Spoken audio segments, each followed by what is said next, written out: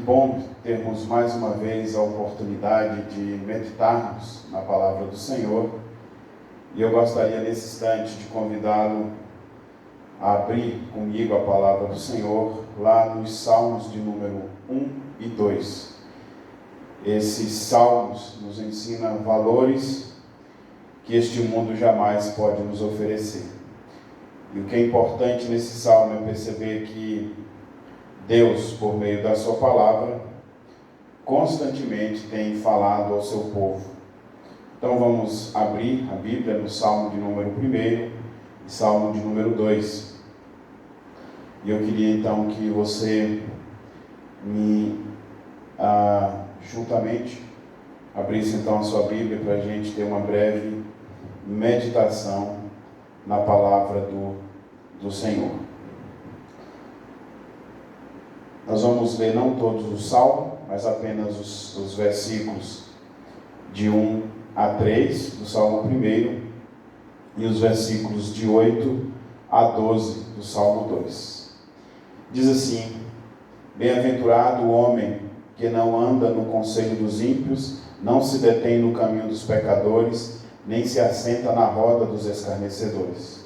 Antes o seu prazer está na lei do Senhor, e na sua lei medita de dia e de noite. Ele é como a árvore plantada junto às correntes de águas, que no devido tempo dá o seu fruto e cuja folhagem não murcha. E tudo quanto ele faz será bem sucedido. Salmo 2, de 8 a 12. Pede-me e eu te darei as nações por herança, e as extremidades da terra por tua possessão. Com vara de ferro as regerás, e as despedaçarás como vaso de oleiro. Agora, pois, ó reis, sede prudentes, deixai-vos advertir, juízes da terra. Servi ao Senhor com temor, e alegrai-vos nele com tremor. Beijai o filho, para que se não irrite, e não pereçais no caminho, porque dentro em pouco lhes inflamará a ira. Bem-aventurados todos os que nele se refugiam.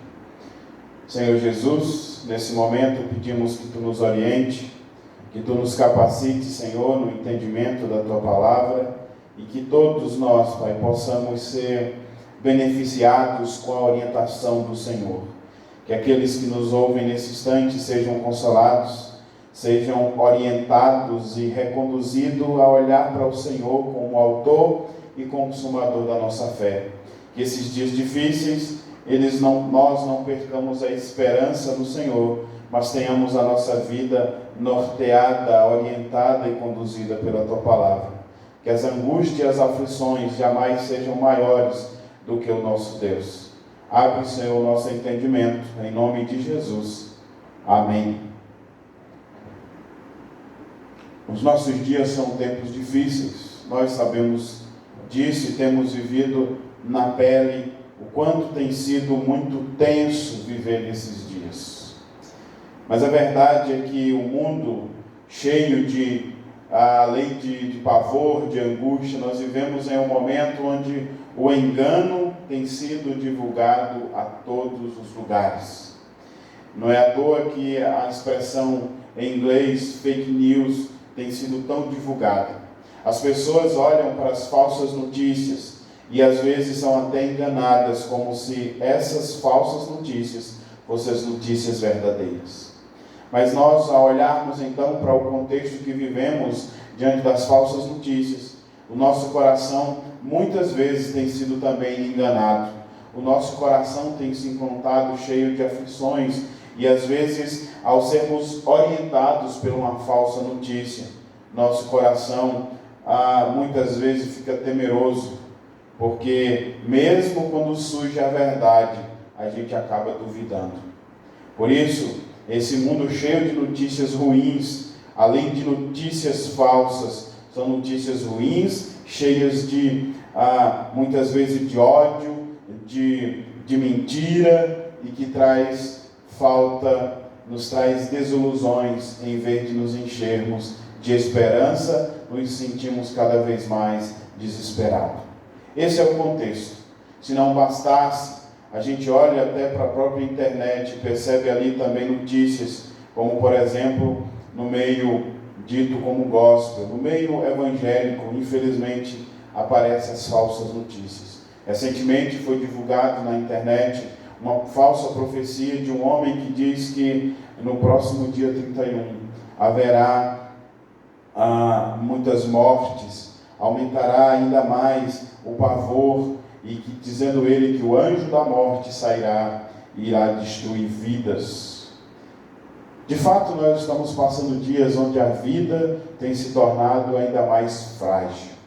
E não é de se espantar alguém dizer isso, e não é novidade alguma ao percebermos essas notícias falsas dos falsos profetas.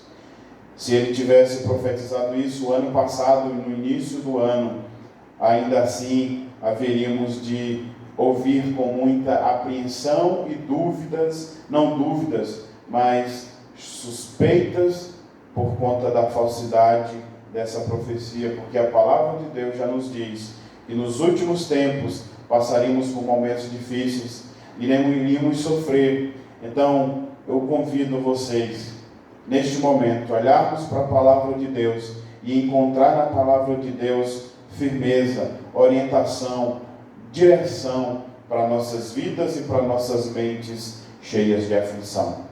O texto que a gente acabou de ler, Salmo 1 e Salmo 2, nos fala de algo precioso para as nossas vidas em um mundo cheio de aflições. É precioso porque no Salmo 1 fala da palavra de Deus, da palavra do Senhor, que deve ser a nossa busca diária e fonte de esperança. Mas a palavra de Deus também, no Salmo de número 2, nos fala daquele que é o Senhor da palavra. Fala especificamente de Jesus como sendo o Senhor, o Rei das nossas vidas. Ora, se no Salmo 1 fala da palavra de Deus, em resumo fala da lei de Deus, o Salmo 2 fala do Rei que reinará eternamente. Por isso, que nesta noite possamos meditar sobre firmes em Cristo e na sua palavra. Que possamos buscar firmeza, sustento, segurança em Cristo e em sua palavra. Por isso, o Salmo 1, os versos de 1 a 3, nos ensina duas verdades preciosas. A primeira é que devemos ser conduzidos, devemos andar segundo a palavra de Deus. A palavra de Deus deve ser sempre a nossa orientação. Certa feita, ainda no início da minha caminhada cristã, eu presenciei algo que foi uma lição para a minha vida. Estava ali reunidos várias pessoas da nossa igreja e uma denominação que se julgava uma igreja que não tinha nome, eles diziam: somos seguidores de Jesus. E ali deram a oportunidade para esses ditos seguidores de Jesus falar. E eles começaram a dizer que não precisavam estudar a Bíblia, não precisavam buscar conhecimento, não precisavam conhecer ainda mais de forma profunda as Escrituras, porque somente a experiência de andar com Jesus é suficiente. E eles criticavam quem buscava conhecer a palavra de Deus, quem buscava orientação na palavra de Deus. E eis que um seminarista da nossa igreja, depois, já no seu 2º ou 3º ano de seminário, teve a oportunidade de levar uma mensagem ali naquela noite. E ele contou uma história que ilustra a minha vida em todas as circunstâncias, quando tenho que tomar decisões. E ele diz o seguinte, que certa feita em São Paulo, ele estava caminhando e ele, sem prestar muita atenção para onde ia, sem ter atenção naquela caminhada, ele se deparou com um beco sem saída. Não tinha para onde ele ir. E depois de contar essa breve história, ele disse: meus irmãos, assim como eu me encontrei em um beco sem saída, sem direção, sem saber para onde ir, assim são todos aqueles que não consideram a palavra de Deus como fonte de conselho e de orientação para a vida. Portanto, assim como o Salmo diz, Salmo 1, verso 1 nos diz que devemos, bem-aventurado é o homem que não anda segundo o conselho dos ímpios, não se detém no caminho dos pecadores, nem se assenta na roda dos escarnecedores. Assim deve ser a nossa vida. Sem olhar para a palavra de Deus, nós estamos perdidos. Portanto, a primeira verdade que aprendemos, se queremos ter uma vida firmes em Cristo e em sua palavra, é que devemos andar sendo orientados pela palavra de Deus. Segunda verdade, no Salmo 1 nos diz que devemos não só ser orientados, verso 2 diz que devemos ter prazer na lei do Senhor e meditar nela dia e noite.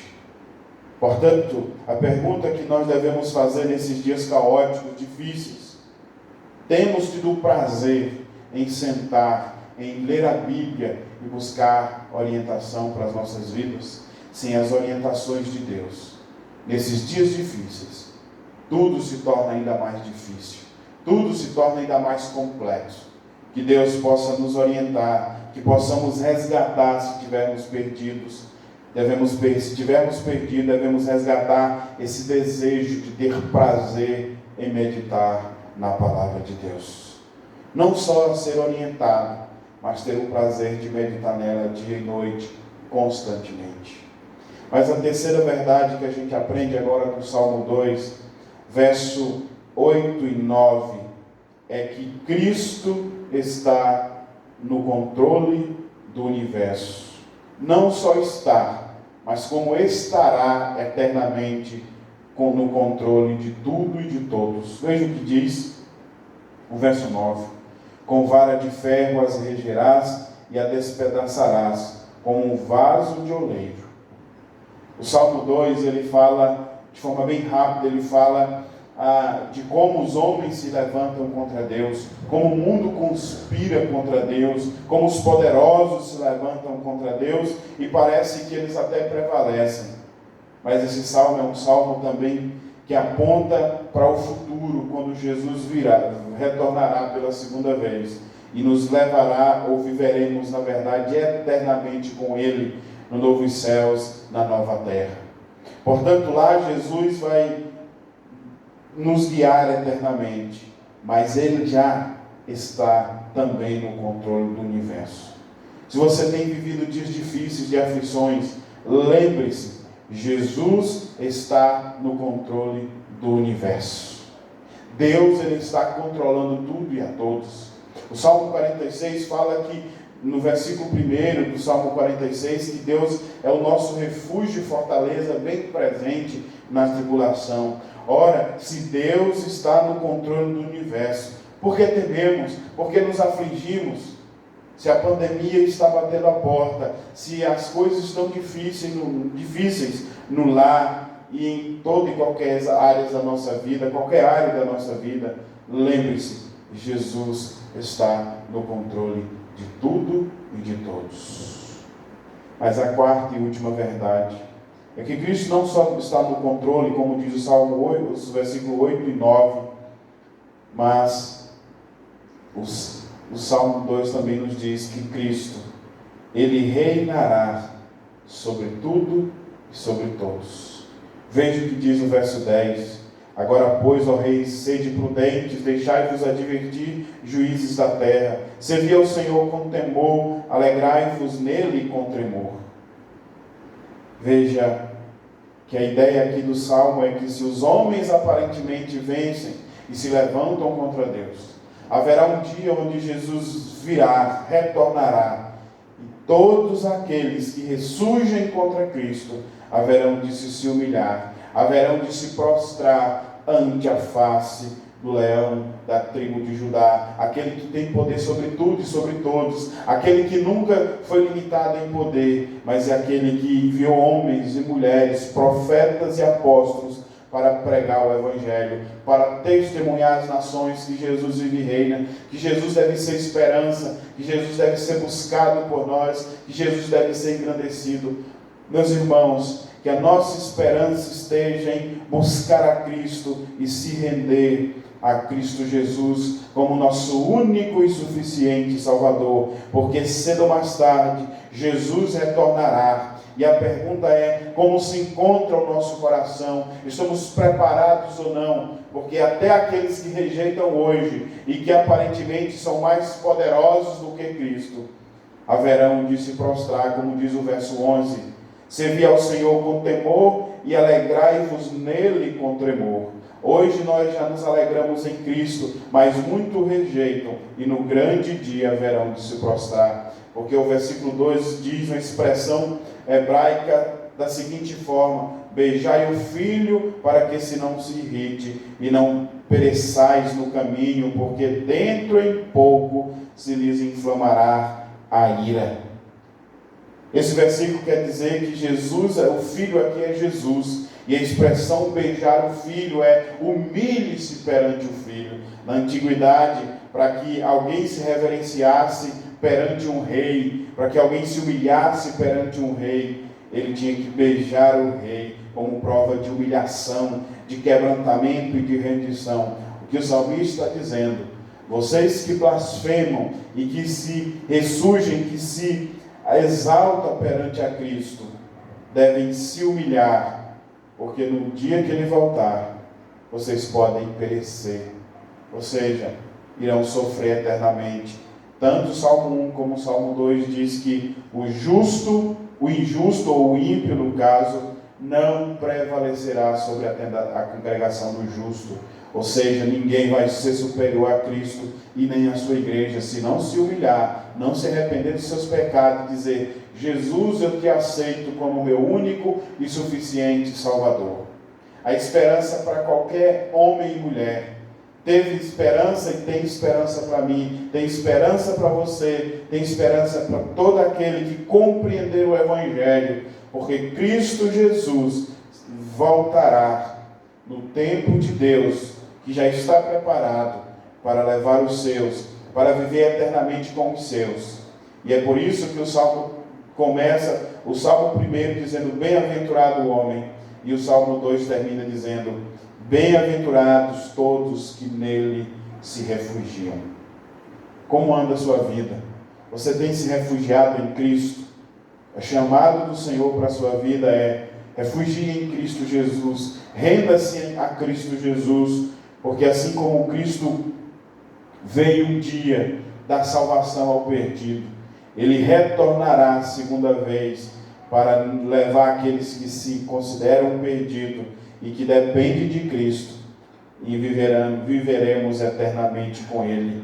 Porque um dia, quando Ele deu início à sua obra, ao seu reino, e retornou, Ele disse que viria para consumir, para concretizar a obra do Senhor.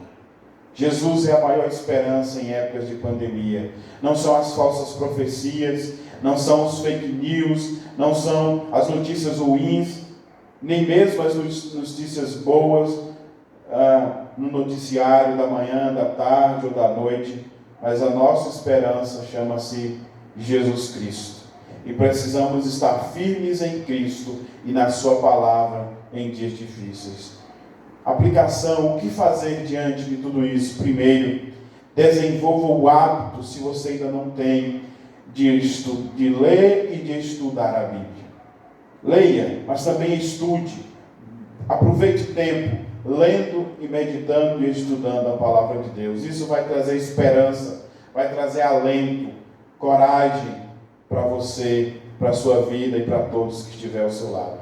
2, ame-a.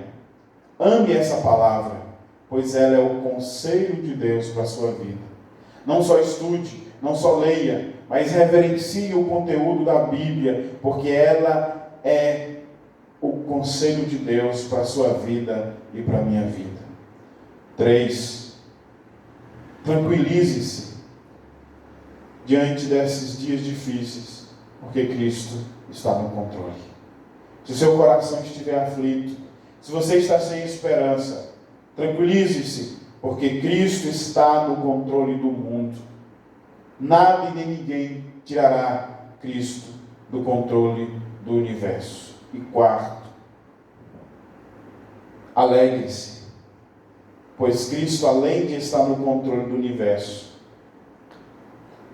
a sua palavra nos garante que Ele reinará eternamente. Se você entendeu e quer, de fato, viver uma vida de relacionamento intenso com Cristo, essa é a oportunidade. Amanhã pode ser muito tarde. E se de fato você entendeu, alegre-se. Alegre-se porque um dia você fará parte do reino eterno de Cristo Jesus.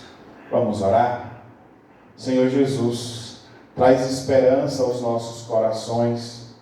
Alegra-nos, Senhor. Fortalece a tua igreja. Fortalece aquele homem, aquela mulher, criança, jovem ou adolescente, que está aflito em meio a essa pandemia, que está passando por algum problema de angústia profunda na alma. Que o teu Santo Espírito traga paz e esperança e certeza de que podemos conhecer Jesus como nosso único e suficiente Salvador. Em nome de Cristo Jesus pedimos que a tua graça, Senhor, e o amor do o teu grande amor, Senhor, que a graça de Cristo, o teu grande amor, seja derramado sobre todos nós, até a volta de Cristo Jesus, onde viveremos eternamente com Ele. Nos abençoa, Senhor, em nome de Jesus. Que Cristo muito te abençoe, meu irmão, e tenha uma excelente semana. Olhe para Jesus e a sua palavra, não para os falsos profetas e jamais para as falsas notícias do noticiário. Que Cristo te abençoe.